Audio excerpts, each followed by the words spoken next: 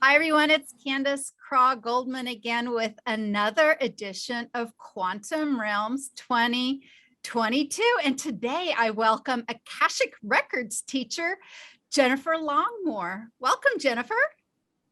Thank you for having me. It's really, really great to have you today and to talk to you. I was thinking as I was getting ready for this meeting about this whole idea of the Akashic Records and how that applies to this year. But can you, just for those who may be just beginning to understand what the Akashic Records are, could you provide us with a basic definition? And then I might have more questions to kind of flesh it out. What are the Akashic Records? Well, I'm glad you asked. I'm thinking, I don't know if I can give a brief definition. That's kind of an issue, right? Like, oh, we got an hour. Succinct at this point. I've been teaching this for eons. Well, basically, it's the blueprint of your soul, right? And not just your soul, but your oversoul. And so we can access all kinds of information in the records, but what we tend to do is go into the records and ask about this lifetime, this incarnation with this fragment of our soul inhabiting a human body. That's typically the path that we tune into to find out, why am I here? Why did I choose my parents? Why did I choose my body and color of skin? And, you know, whatever the variables are that kind of make us, and how is that shaping who we are? You know, any past life stuff, or I say past life, but really parallel reality stuff that comes into play that influences our growth opportunities, right? So like, why do I have a phobia that doesn't make sense? Or why do I keep having money issues, or whatever the thing is? But also it is a tool that helps us to uncover our gifts, right? The records are love and truth. So they are the ultimate illusion buster. Anything that isn't in alignment with our divine plan, we can transmute in our records. And I'm a big fan of them anyways, but especially over the last 2 years plus, with everything that's going on in the world, you know, I've seen some Akashic Records show up online and be like, it's a virus. And I'm like, oh, wow, you are not doing your work. There is no way you are doing your work in the records if you have always believed this is about a virus, right? That is not an intelligence thing, it's a consciousness thing. And I don't say that to play Enlightenment Olympics. I say that to say that if you're an Akashic Record teacher, you should be a pristine channel of truth and discernment and integrity. That should always be your goal. If you have the audacity to put yourself out there as a teacher, you better bring your A game, and you better bring a level of mastery that your students deserve from you.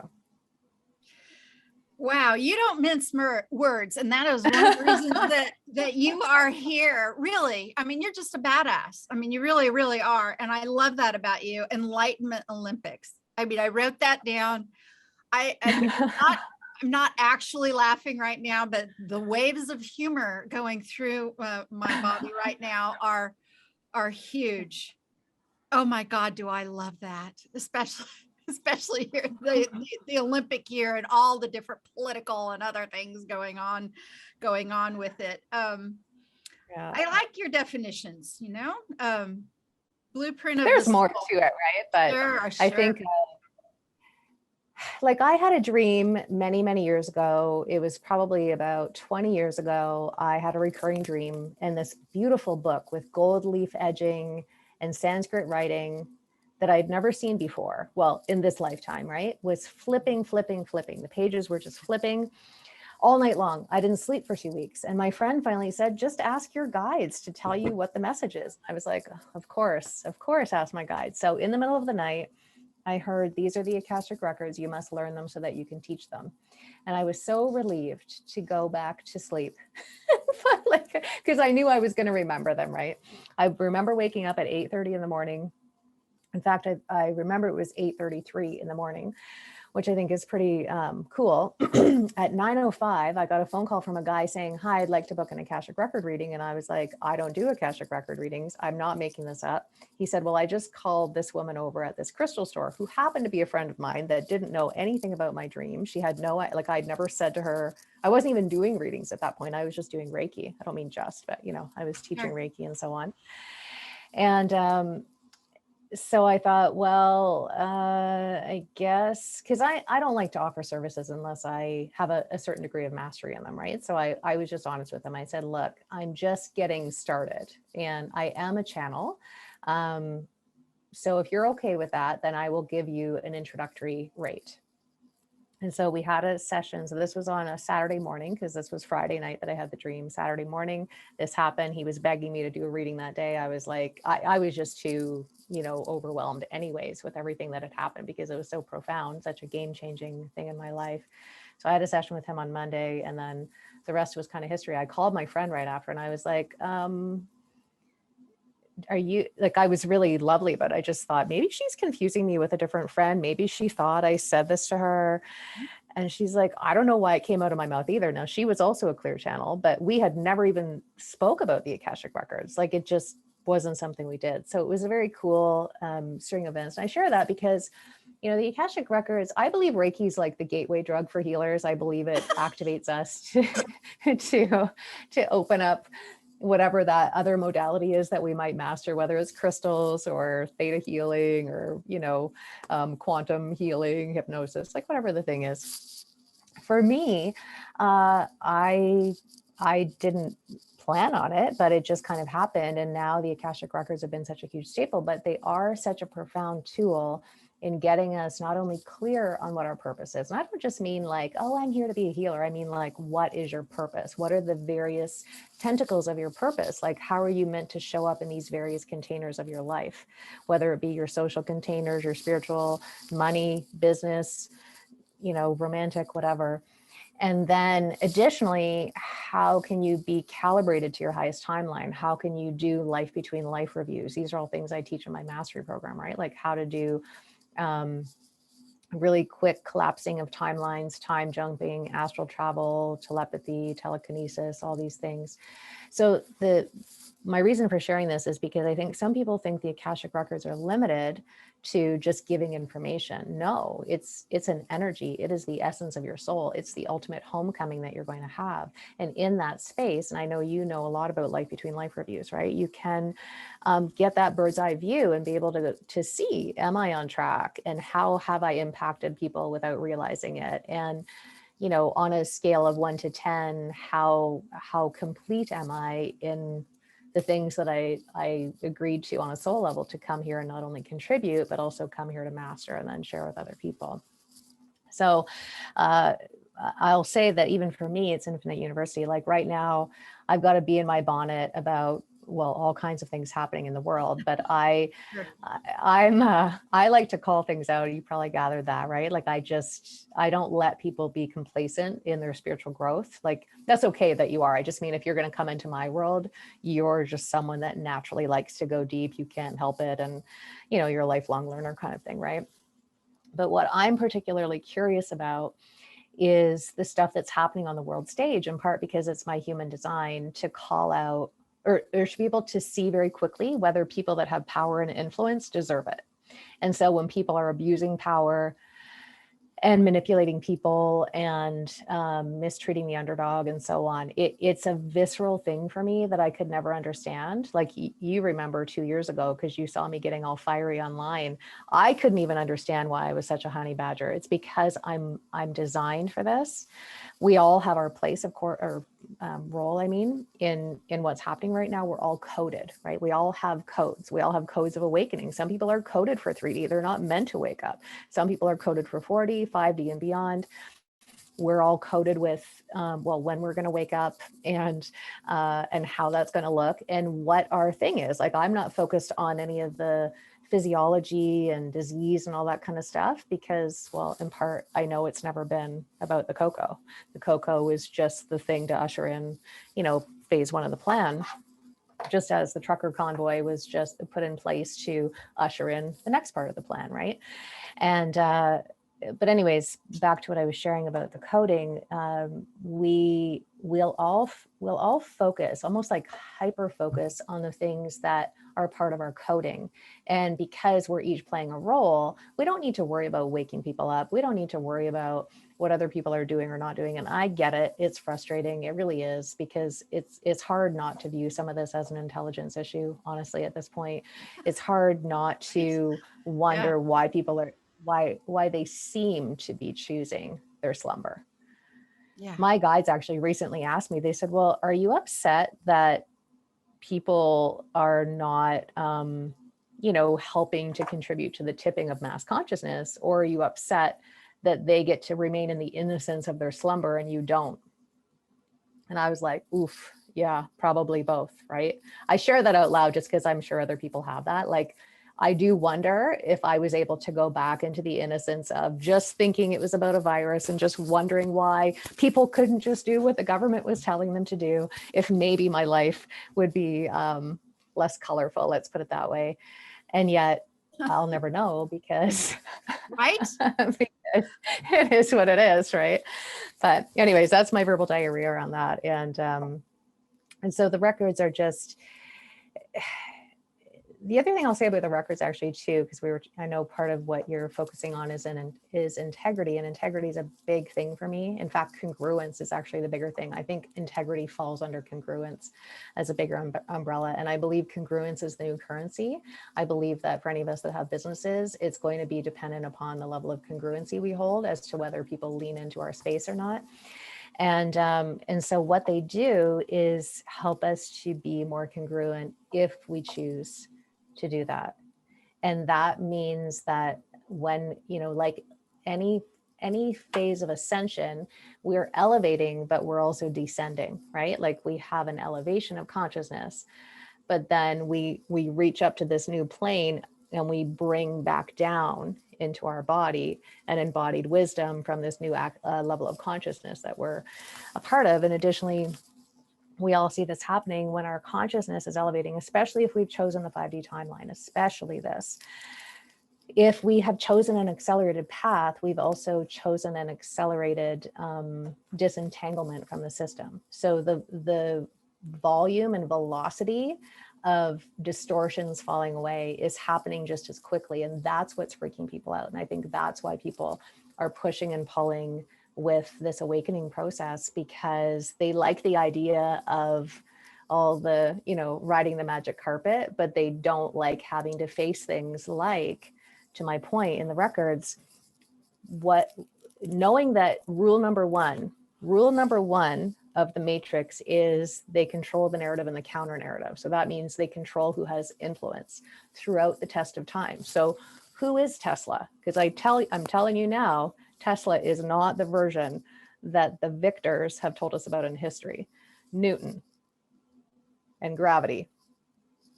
Einstein, not who we're told he is. Like, I could go on, and I'm probably bumping up against some sensibilities. But if we use our logical mind and our intuition, and we know that this system is rigged to only provide a voice on the world stage for people that they choose to have influence over the masses, then we know that anyone that's made a history book and the version that we're getting, because they also decide what books get published and all the rest of it, right? They control the knowledge, and whoever controls the knowledge controls everything else. Then we are in for a rude awakening, because then everything changes. So I'm paying attention to who has made the world stage over time, and how does their repeated attempt to get me to buy into their science as a religion, because this isn't new. They've never called it a religion, but that it really is a form of mind control, right? I'm not talking about basic science, right? And the anatomy of a frog, when you dissect it, I'm talking about all the things that they've claimed are science that are actually just rhetoric. I'm also paying attention to, why do they really want me to know something? And I'm paying attention to, why do they really not want me to know something? Why do they have military surrounding Antarctica, all of the airspace and the waterways, when you get a little bit too close to the edge of the world? Why? Why are you making Antarctica such an unappealing continent for me to want to visit, when 53 countries and counting have signed treaties to protect Antarctica? What are you protecting there? right? So this is the depth that we go into and deeper in the Akashic records if we choose to, if we're willing to, because there's a level of, I'll say, courage that's required. And when I say that, I don't mean that I'm courageous. I just mean that we have to be willing to have the distortions brought to our attention if we want to ascend, because we can't bring density with us and these distortions are dense. So if we truly want to ascend, the distortions naturally have to fall away, and we can't have one without the other. So welcome to my TED Talk. That was a lot of verbal diarrhea. That's okay. And I'm going to encourage even more forthwith. But I love that. I truly love that. I was thinking of the word, a word that has stuck with me lately has been the word menticide. Have you heard that one before? It's like, no, yeah, I haven't. well, yeah. So it's, well, suicide, obviously killing of the self, or, and menticide, apparently, killing of the mind. So that, I was thinking about the not paying attention to what's going on, and some in our light community who are just so fluffy about everything that I'm finding a real disconnect with that, a real disconnect, because if you're not paying attention, you've got to be realistic about what's happening right in front of you. It's sort of like, the mama lion who has cubs can't just play in her head when the babies are, at risk. You've got to take care of what's happening physically. You can't just la what's going on in your own mind when there's something actually at your doorstep, actually happening there. The rainbows and unicorn people who, well, you can, if you're still, one of the biggest, there's so many inverted triangles in our universe, right? We have the victim, persecutor, rescuer triangle, which most people know about, but we also have the savior, sacrifice, suffering triangle, and that's right at the top. And all of their systems get filtered through that. The Catholic Church and all the other branches of fake religions that manipulate the shit out of people, schools and their indoctrination, the royal family, like there's all these tentacles, right, of the matrix. And the reason why so many folks are doing the fluffy, I'll just channel light and that's good enough. And it's not to say that it's not. We are here because of the light grids that we've amplified. We wouldn't be able to see this much darkness because in the law of polarity, you can't be having this much dark without this much light. So we know that. But this fluffy, love and light my way through life, that existed prior to 2020. And but it's also why we have people in their slumber. It's also why we have all kinds of people drinking the Kool-Aid as a sacrament to their worshiping of Trumpelstiltskin and eating their Trumpkin pie. And, no, really, like I'm being harsh for a reason, because yes, it's true. Wake the up, people. Like my irritation right now is in the light worker community. This whole someone's coming to save me stuff, like get your crown chakra out of your root chakra. Seriously, it's painful. You're looking like an idiot because there is no way you've chosen the okay, when people tell me that they've chosen the 5D timeline and they've gotten out and gotten jabbed, which is, let's call it what it is, medical rape, because it's not. And you can all be like, if people are offended by this, I will respect you enough to work through your own triggers, because if I'm triggering you, some part of you knows this is true. But if you have claimed to be choosing the 5D timeline and you are running out to put something in your body that has been proven to be 100% poison and 0% health benefits, you are still hooked by the Savior program. And the Savior program that Trump put forward with his little Q friends and all these controlled opposition folks is meant to infiltrate our world, because they know that we'll just sit back as peaceful warriors and just wait for someone to, we just have to trust the plan. Just trust the plan. You're just not aware. You don't really know. It's okay if you know, No, you don't know. You haven't been paying attention to, you're calling out all these other Freemasons. But when Trump does the exact same symbology ad nauseum, I mean, you can find just thousands of pictures of him flashing all of his Freemason symbology and artwork and all kinds of stuff. But when he does it, it's just because he's playing the game. Okay.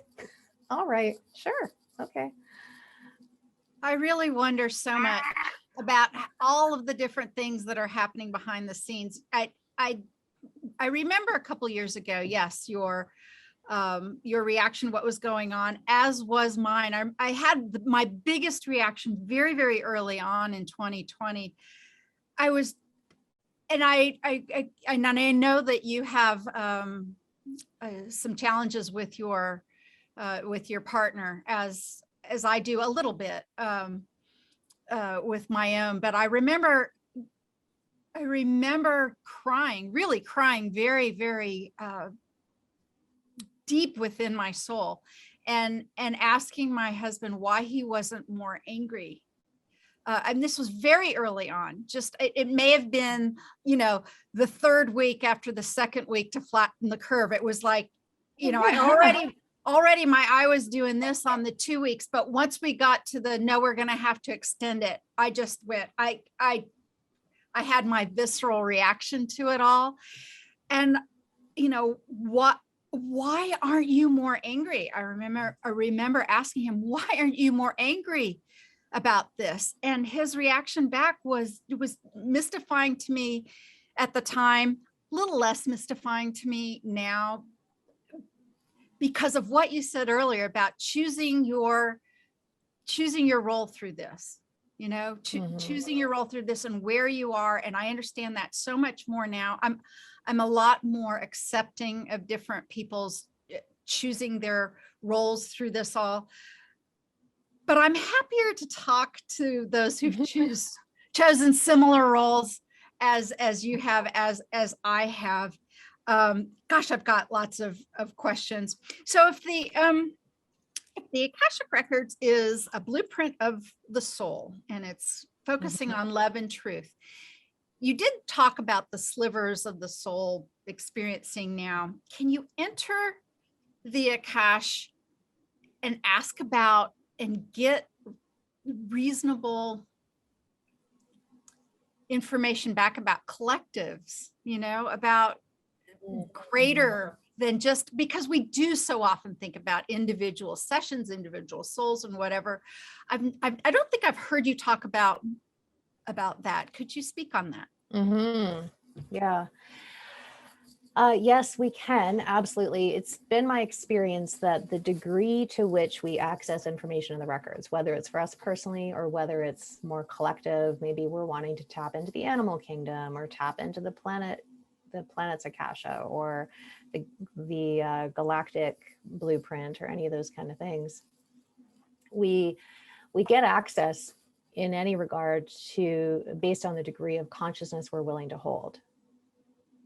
Because there's a frequency at each of these consciousnesses, which is why we have to be willing to release any illusions and distortions, because that level of consciousness can only be seen through a certain lens, right? So if it needs to be seen through rose-colored glasses, I'm just making this up, but we've got like emerald-colored glasses. There's nothing wrong with emerald-colored glasses. It's just that you're only going to see what matches the frequencies that can be seen through the emerald-colored glasses. So yes, you can absolutely see that. I'm sure it's no surprise to people that the palpability of the distinct timelines that people are choosing is pretty, like there's a texture to it. You can feel it. And I'm living in a vacuum, right? So when I go out in the real world, because I live in the forest now and I get to be a hermit, and my human design is a 6-2. And for anyone that knows that, it means I'm definitely like a full-blooded hermit. So I go out in the world, I'm like, oh, people are still wearing masks. They really like their binkies on their face. Okay, wow. It's just fascinating to me, right? That people are still choosing it. And to see that, and of course we've had shifts, right? But I go out in the world and I'm like, oh, wow. This is interesting, because I'm surrounding myself with people that are committed to evolving consciousness, that are committing to tangibly move the 5D timeline forward, right? Because I think the other issue in in our light worker community is that people don't know what to do. Most people need to be led. They might be awake, but they still need to be led. They're like, I'm awake, just tell me what to do. They don't know how to lean in and go, okay, what's my piece of this?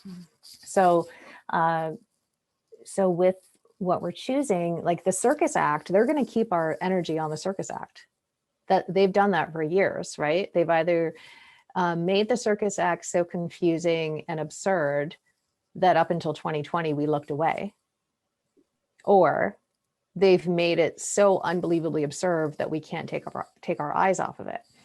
But as long as we're giving all of our consciousness to the circus act over here, we're not harnessing that same energy expenditure that's required to hold that much energy around what is the circus act doing today? What are they doing today? What are they doing this moment? Who else has a commentary about this moment? It distracts us from focusing our energy forward onto the 5D timeline and saying, what is my specific, tangible, 3-dimensional, measurable, tactical, human contribution, like legacy that I'm leaving in the 5D? Are, you know, aside from channeling light, because that's the bare minimum, are you teaching people how to plant gardens that yield a high return every year? Are you helping people find creative ways to increase their wealth consciousness so that when the economy shifts, and it is going to shift, we know that, are you prepared? If you have the skills, are you sharing them with people to teach them how to learn about crypto, buy gold and silver, you know, various things like that? What is the actual thing that you're doing beyond love and lighting your way through this, that's actually taking your energy off the circus act and thinking that sharing memes on Facebook is enough? And because that is comfortable, right? Yeah. Then it's not unlike in a business when we do busy work instead of high dividend work. We give ourselves the illusion that we're being productive because we're busy. The same thing is here. I'm doing something because I have my pulse on what the circus act is doing. Well, yes, and let's focus your attention away, right? And let's actually move the needle. I think that's brilliant. Somebody listening right now, I'm thinking of some listeners maybe who are just stepping into this concept that is past their 3D life, maybe even partially 4D life up until now. And I'm imagining that they may ask you, well, if I don't have access to a garden, or if I, you know, where can I go find out about my choices for this? Like, I don't have any special skills, or most of my extended family maybe isn't waking up or whatever, and still feeling sort of lost. Where does one go to sort of find more about how their role is? Is that something the Akashic Records can provide? Oh, absolutely. You know, you can go into the records for the most basic things, like, I'm tired. What's going on? Oh, I'm making this up, right? But you have a vitamin D deficiency. Okay, so you hop your butt over to the store and you go check out all the vitamin Ds.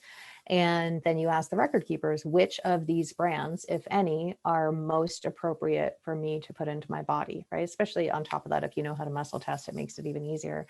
But it can be something as simple as that. But then additionally, where that's exactly what the records are going to tell you of all the things, because there's a lot of F's to give right now, right? So of all of the things that I deeply care about, what is my role? Because I can care about them, but also feel relieved that, oh, okay, someone else is taking care of that piece. I can focus on this piece that's mine.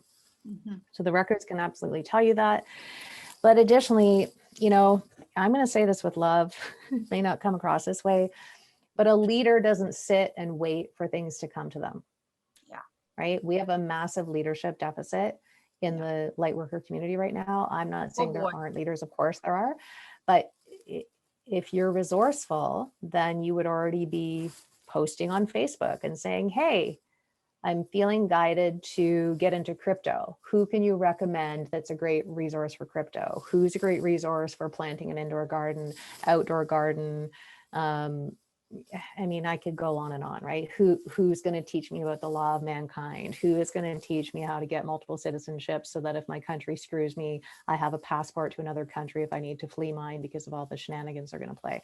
Like, there's resources out there, but we have to be willing to lead ourselves through this. Again, back to my thing about nobody's coming to save you. And most people are still attached to that savior, suffering, sacrifice triangle. And as long as there's allegiance and codependency and enmeshment with that, it's harder and harder to lead ourselves because we just keep waiting for someone else to come and do the hard step, which is what got us here in the first place, because we were all stuck in arrested development as a teenager, if not younger, right? Letting mom and dad take care of the big decisions. And we just go through life partying and paying bills and thinking that that's adulting, right? Myself included. So I'm not judging when I share that. But what got us here was a lack of leadership and a lack of ownership over being resourceful and finding out how to lead ourselves through life in general, but particularly through these times. So if people are still going to sit back and not actively, like to your point, right? The amount of people that say to me, well, I've known something's a little off for 2 years, but nobody really told me. And I'm like, have you been sleeping under a rock? And it didn't occur to you like 6 months in to maybe go do some research? Because it did. It just was going to be inconvenient. And they knew that. So they get to play the, oh, I didn't know, abdicate my awareness card, right? And that's just not who you and I work with. We work with people that are so committed to their journey and so committed to consciousness that they can't help but constantly be asking questions and living in the question, right? Every day I live in the question. How many prayers can my business answer? How can I help evolve consciousness today? Oh, they turned up the water on the frogs again in the pot. How can I be a contribution to offering more hope and faith during this, dense time right now, right? Because we know there's kind of waves, right? They turn up the heat, we sit in it for a few months, we get used to it, then they turn up the heat again, right? So how can I navigate that? Who am I linking arms with? What am I researching? How am I emancipating myself from the system? How am I emancipating myself from the medical model and releasing all the distortions around the fact that I need a doctor and that the doctor knows best for my body? How am I emancipating myself from the indoctrination of public school if I went to school, or higher education, or the political system, right? Like there's a lot that we can be doing, but we have to be willing to adult basically at this point. Oh, so confronting today, eh? I should probably tone it down. Hey, you know what? I think that's why you're here. I've put together sort of a great big stew, and we need some powerful flavors in this pot, and you are certainly that. You are intense. The power and influence thing, I think, that's, you were talking about congruency, and I think, that really wraps itself up into integrity. We looked so long at, yes, this sort of top-down system thing too. And I think I like what you're speaking of here of contributions, and also this sort of local aspect of it. I think sometimes we get too lost in the online community because it's easy. You push a button, here my people are and everything. But really, we have more power locally when we focus on it. And I've taken some satisfaction in seeing what some people have been able to do locally. And I think that's an important component of bringing power back to our lives. But a lot of people just can't be bothered, right? And sometimes it's hard to find your local people, but they are out there, aren't they? They are out there, and I would say it's actually not hard. If that's the story, that's what people will create. Is it convenient? No, but choose your hard, right? What's harder? Picking up the phone for 2 minutes and calling an establishment and saying, is everyone welcome? Meaning, are you discriminating? And choosing the 3D timeline and choosing your loyalty to the matrix and its controllers? Or are you actually allowing people to come in breathing freely without showing a QR code? It really doesn't take that much time. But similar to the mask thing. People are just so afraid. Oh my God, I might die from someone giving me a hairy eyeball for 2 minutes. Someone's brave enough to hide behind a mask that's giving me the stink eye. That's harder for me than losing my freedom for good. So I'm just going to go put my binky on and go and blend in, feeling like shit because I'm compromising my integrity every day. Yeah. Yeah. Choose your hard, right? So back to your thing, since the beginning of this, I have been building local community. There's many things that I've been doing, but I knew that we were going to, I mean, we're still in like the second inning of a 9-inning baseball game that's going to go in overtime, right? So yes, that is so true. And I'm so glad you've said that, because we need to address that for sure. We need to address it. And I don't say it to be an a-hole, because there's still a lot of beauty. Like there's so much beauty that has come from this, the amount of relationships I've formed, what I've learned about myself, the fact that I've gotten really clear on what I'm willing to go to jail for, should that ever happen, right? Because again, I'm not a fighter, I'm not a warrior, but the reality is they are at war with us. We're not asking for this war. They decided many eons ago that they were going to declare war against humanity. This has been going on. This has been in the works forever. And so if we're not going to act like we're at war, I don't mean we have to get violent. In fact, I would not encourage that at all, because that's only going to make things worse. They have far more advancements than we do, right? But when we allow ourselves to bring in some fire, right? And go, okay, how am I going to advocate for me? How am I going to advocate for humanity? How am I going to hold the line? Like just saying it, just being real, that wearing a mask is not holding the line. That's for sure. Getting medically raped is not holding the line. You're choosing your allegiance to the 3D timeline, and that's okay. But if you keep telling everyone that you've chosen the 5D timeline and you're still wearing a binky, and again, I know this could be offensive, but I'm willing to do that, because anyone that's nodding along with me right now is already holding the line. I sleep very well at night because I don't wear a mask anywhere. I've never worn a mask. I never will wear a mask. I will never put, I'm not going out and drinking windshield wiper fluid. Why? Because I know it's 100% poison and 0% health benefit. Yeah. I didn't come here to be an experiment. Some people did. Some people have a soul contract to be an experiment. So that can explain it. Some people have high compliance rates in their personality charts. And so that's why, even though they know it's wrong, their need to comply is greater than their need to honor their deeper knowingness. There's a lot of reasons why people are doing this. But we got here because people weren't willing to be embodied in their courage of conviction and their conviction of purpose. And there's a level of bravery, I guess, if you want to call it that, that's required. And it is going to make you unpopular with some people. But again, if you can sleep at night and you feel like you've chosen your hard, and that it's actually going to be way harder to lose your freedom for life than it is to be stared down by a complete stranger that is hiding their face while staring you down, then, you can put things into perspective. All this time I've almost waited for that confrontation, and I haven't had it. It's really funny because we're in this pocket of, I'm out in the country too, way out in the country, and in Kansas, and our county from the beginning went, we're not playing your game. So I've never from the beginning in my tiny little town had to deal with that. Even when the signs were there, I'd be like, forget that. And I've waited for the confrontation, and I don't know what it is about my energy or what.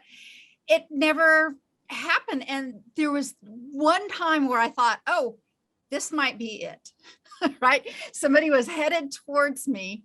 I was just walking into, and I don't normally go to Walmart, but for whatever reason, I was in a Walmart when this happened. We have a local Walmart, and this woman was making a beeline. She'd like locked eyes with me, and she made a beeline, and she was headed toward me. Again, this is early on in 2020. It's a little bit different now.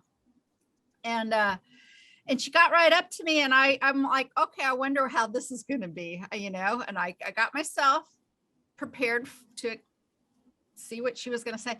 She actually said, "Oh my God, I love your sweater. Where did you get it?" Mm-hmm. it was so interesting in that whole exchange. I thought about it and I focused on it for a long time. And I thought, okay, I was ready for a confrontation, right? And it ended up to be about my sweater. And that's the closest I've even come to a confrontation. I know a lot of people that I've talked to when they brought up this idea of, I just don't want to get into a fight with anyone.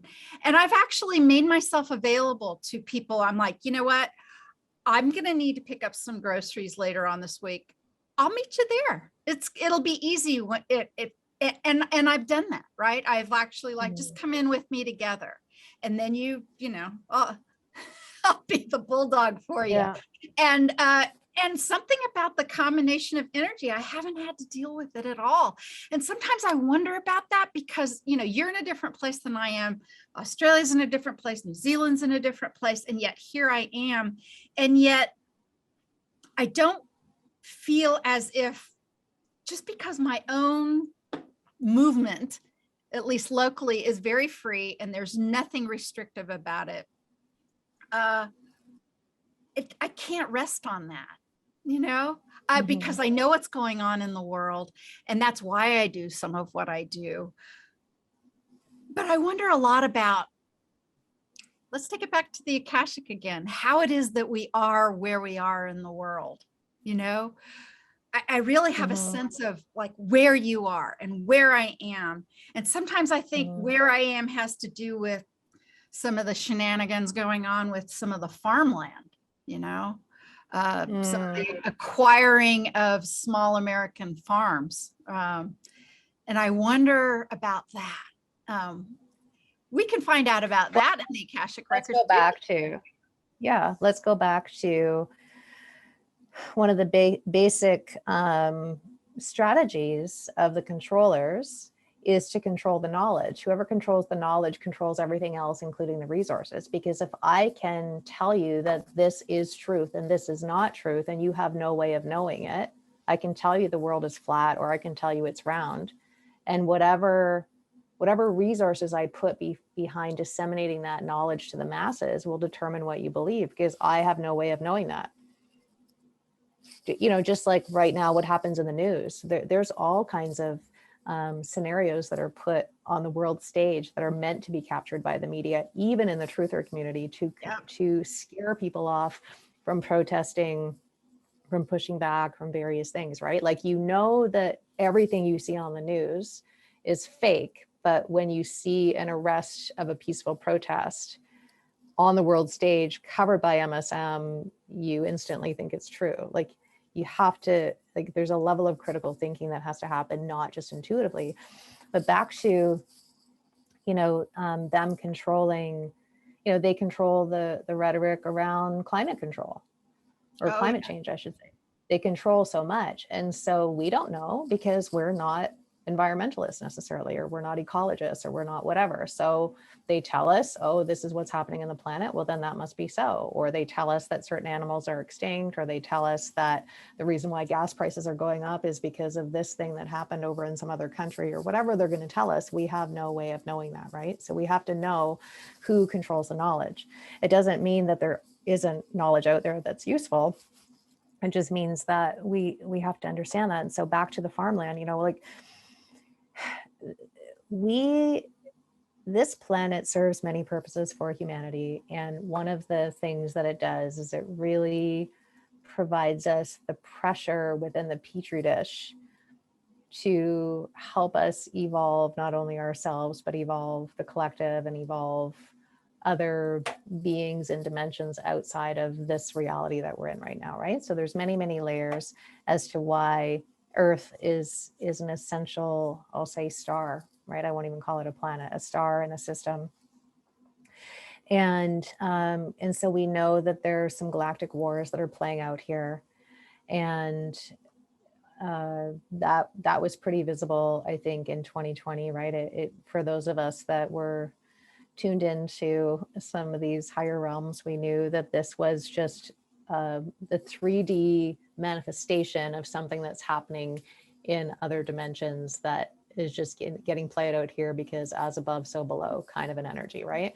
So we can leave, we can check out of this planet, but if we don't resolve the mirrored image of the conflict that exists beyond time and space, here, now, playing our role, it still perpetuates. We can, there's a lot of people that are like, this is my last incarnation. Being a human sucks. The earth plane sucks. It's like, you're not getting it.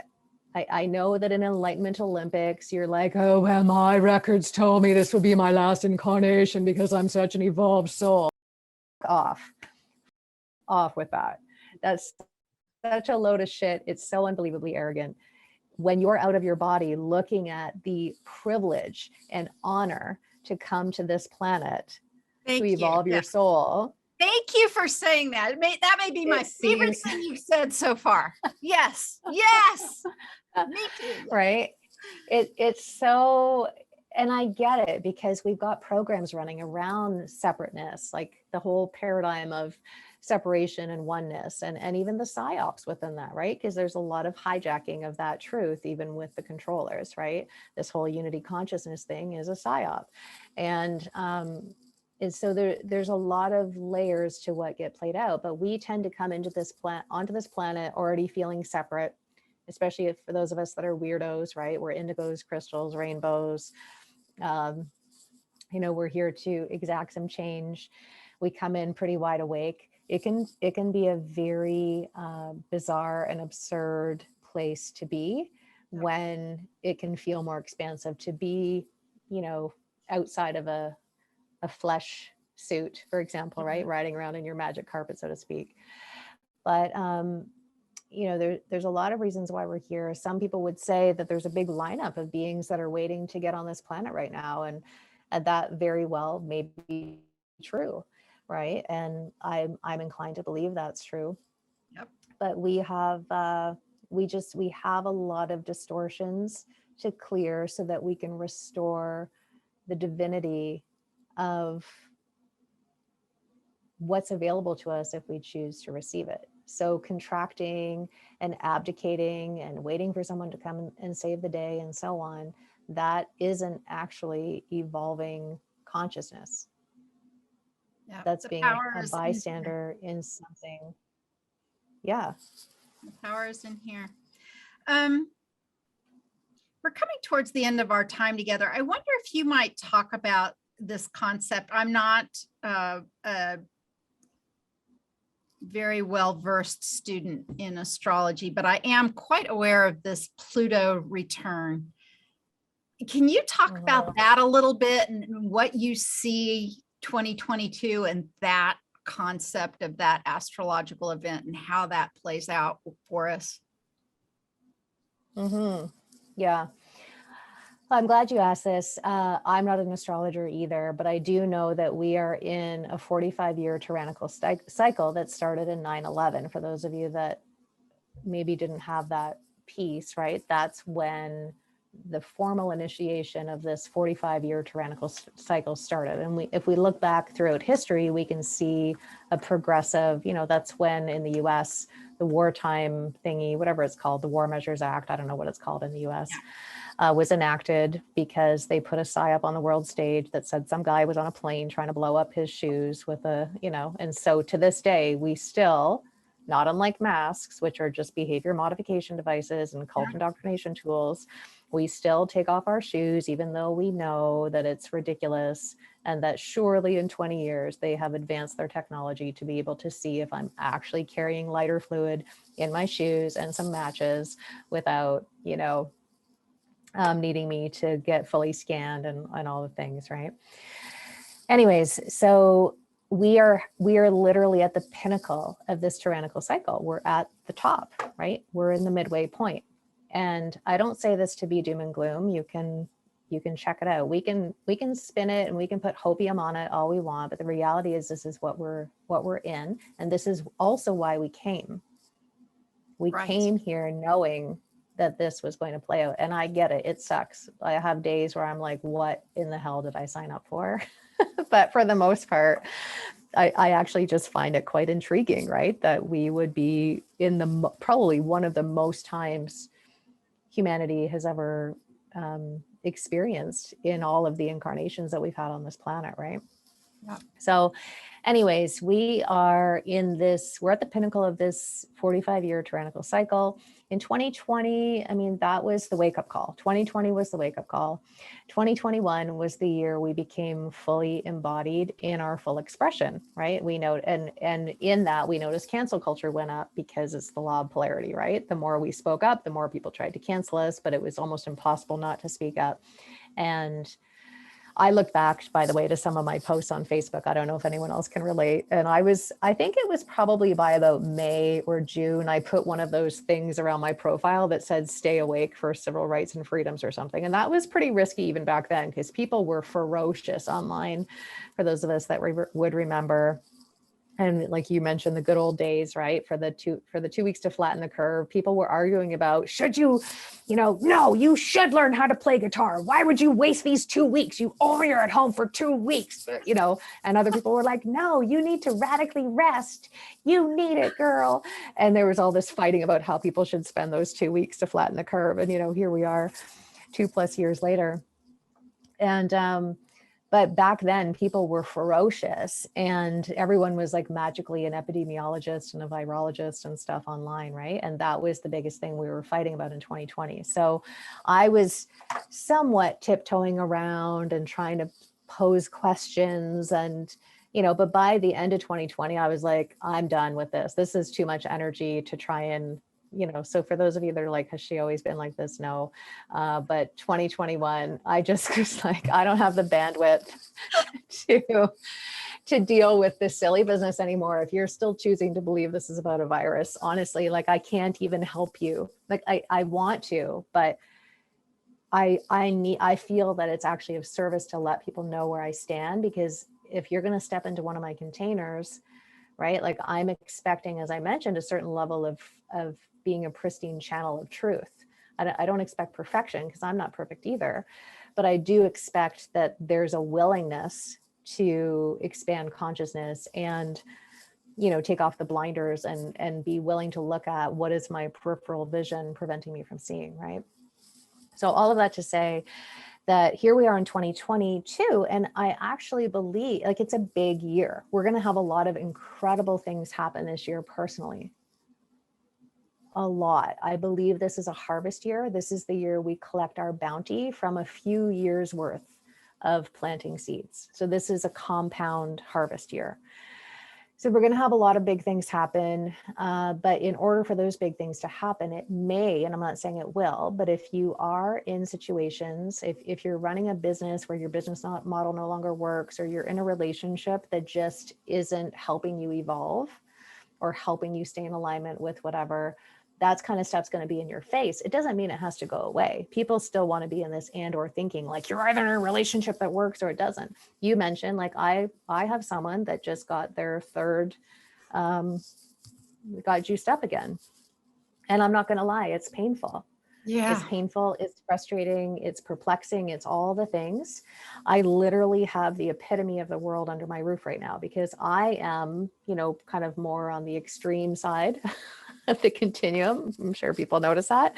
And then he's like, I don't blame the military for having to go in and dismantle the trucker convoy. They were acting like terrorists. And I'm just like, oh, sweet baby Jesus, make it stop.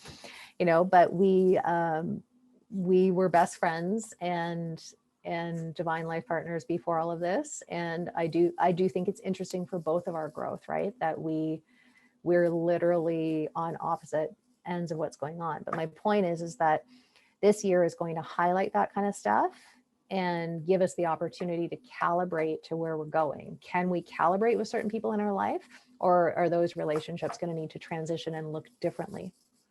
But we're going to have a lot of big things happen. And then we've already seen this, like even in 2020, a lot of the astrological influences were mirroring what happens during war. And we can see that now. We know that these things that are happening on the world stage are like, if and when a war breaks out, it's going to be pretty convenient, because all these people we think we're going to hold to account for lying to us and poisoning us and ruining our economy and all that kind of stuff, they already know that if they distract us with a war, or an economic collapse that's completely devastating, or whatever they're going to do, because there's all kinds of hypotheses, right? That the last thing on our mind will be holding them accountable for all the cocoa bullshit. Yeah. Yeah. So there are going to be some big things that are happening on their stage, because in a universe that has universal laws, including the law of polarity, when the darkness seems to increase, the light will rise to meet it. And when things are destroying, they're also creating. So my advice is to create. Just create because you can. I don't care if you're creating sock puppets. I don't care if you're creating a business. I don't care if you're creating more money. Like, honestly, just allow yourself to be immersed in the energy of creation, because it's being in the full activation of that all the time, that it'll neutralize the feeling of, oh my God, like everything is being destroyed. There's this dismantling and so on. What can I create? Can I create more joy for myself? Can I, like, I'm a fiend right now for indoor gardening, not just vegetables and stuff, but also just like propagating my orchids, because I have like a bit of an orchid fetish, and like growing things, right? Compounding. I sprouted a whole bunch of this. I'm sharing this for a reason. I took a bulb, like a garlic bulb, and separated it all and put it in water so each of these cloves could develop roots. And then I planted them all. So I've now taken one garlic and turned it into like 12 bulbs of garlic when they're finished growing. Exponentializing, right? Yeah. Compound harvesting, compound bounty. But focusing on what can I grow? What can I create? Where can I focus on life? Where can I focus on what's real? When I'm growing garlic, you can't tell me that's not garlic. You can tell me it's not garlic, and you can tell me that it's not blooming, and you can tell me that the garlic scapes are not 3 feet tall. But I have visual evidence, so that even if I'm being gaslit by sociopaths and narcissists on the world stage, and being gaslit by people's cognitive dissonance, the more I focus on what's real, the more I focus on creating life and compounding life, the less this other stuff really matters to me. I think that's a really good point, and a really nice way to kind of wrap up our time here together about focusing on the individual health and power that we all have. I've, long before I ever got into this work, I actually was a visual artist, a painter, and I had a teacher, and I remember talking to him about, well, what do I paint? I mean, of course, this is, just the concept of that, not in general that was my question, but he as an older man and us in our very early 20s. And I remember even thinking back then, there's all these times where people were creating when the world was pushed and squeezed and things were happening. And this in the mid 80s, there was, it was a relatively quiet time. And I remember thinking and really wondering and projecting my vision of my life forward, wondering about all of these significant things that had happened. My mother lived through Nazi Germany, my dad through the Depression, all these things. And now in my 60s, even though I'm primarily doing this work, and now is when my soul really would love to create that visual record. Even, and I primarily an abstract artist, and as you're talking about creating, my soul is just wanting to go open up my paints and put something down. But I'm very well aware, and I'm looking around at the creators in our life right now, those who are creating music, creating art, and creating, yes, gardens and books and other things, poetry. My goodness, there are a lot of different ways to record and what we're going through, and to reach into ourselves and maybe give some strength and power to those out there who might need it to keep persevering. Jennifer, you're certainly one of those people. I want to thank you so much for joining me today. When I think about, those who I would like to link arms with and face the future, I really do think about you because I'd want you right up front. I'm a pack animal. That's why I sound like a fierce, feral honey badger, because this is offensive to me on a soul level.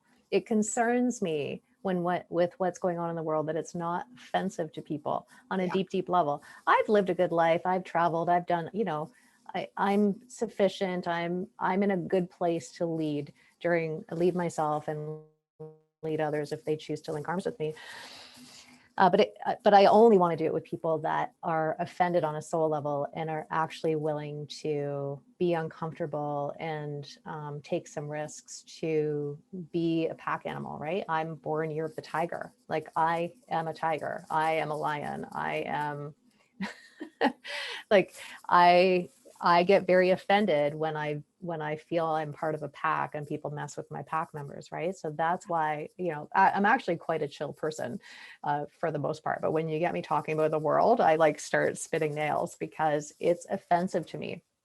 Yeah. And I would love, and I know that if people are watching this, they probably do care. And I would imagine most people watching, are nodding their heads going, yeah, what she said, right? And I recognize that I might be ruffling some feathers too, and I'm okay with that because I'm not trying to be Nutella. That was pre-2020 life, I think, for all of us, right? Trying to figure out who we needed to be to please people and avoid being canceled and stuff. I'm on a mission now. Every day I wake up, I'm really embodied in my conviction of purpose, and I know you are as well. So thank you. I'm not saying that to butter you up. I just really adore you. I'm so grateful you're doing this, and likewise, right? It's nice to find the others. Let's put it that way. It really, really is. Thank you. Please let people know how they can find you.